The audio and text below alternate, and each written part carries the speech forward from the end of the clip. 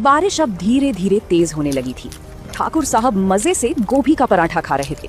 रामू पूरी लगन से तवे पर पराठा सेक रहा था, जिसकी सुगंध चारों तरफ फैल रही थी। तभी सड़क के मोड़ पर एक बहुत बड़ी, महंगी, चमचमाती काली कार आकर रुकी। कार के बोनट से धुआं निकल रहा था। कार में से एक बेहद रईस, सूट बूट पहने आदमी उतरा। वो शहर का एक बहुत बड़ा बिजनेसमैन था। भाई साहब, क्या मैं थोड़ी देर आपकी इस दुकान के नीचे खड़ा हो सकता हूँ? अरे साहब, पूछने की क्या बात है, आप अंदर आ जाइए। इस लकड़ी के बेंच पर बैठिए, यहाँ बौछार नहीं आएगी। शुक्रिया।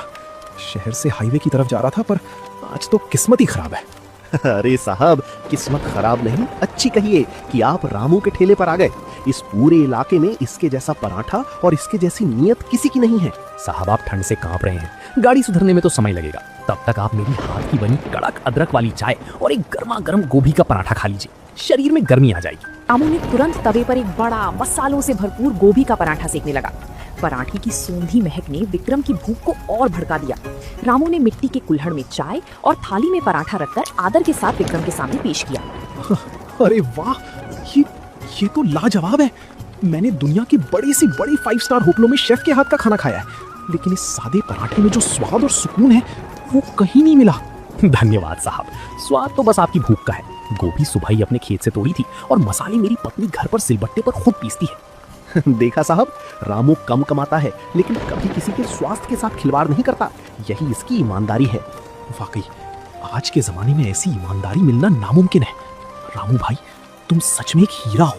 बारिश अब और तेज हो गई थी। बड़े बिजनेसमैन विक्रम सिंघानिया रामू के हाथ का दूसरा पराठा खा रहे थे। तभी गांव का वही चालाक साहूकार धनीराम छाता लगाए दोबारा वहां धमका।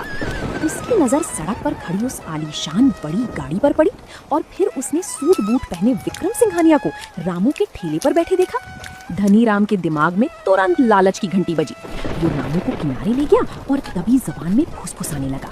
अरे वो रामू, होश में आ। देख नहीं रहा कौन बैठा है तेरी खटिया पर? शहर का कोई बहुत बड़ा आदमी लगता है। गाड़ी देख इसकी, अभी भी इसे 20 रुपए का पराठा खिला रहा है। हाँ तो धनीराम जी, वो मेरे मेहमान हैं, भूखे थे और गाड़ी खराब हो गई। मैंने तो उनसे पैसे मांगे भी नहीं है। तू कितना बड़ा मूर्ख है रामू। अब सुन, मेरी बात मान।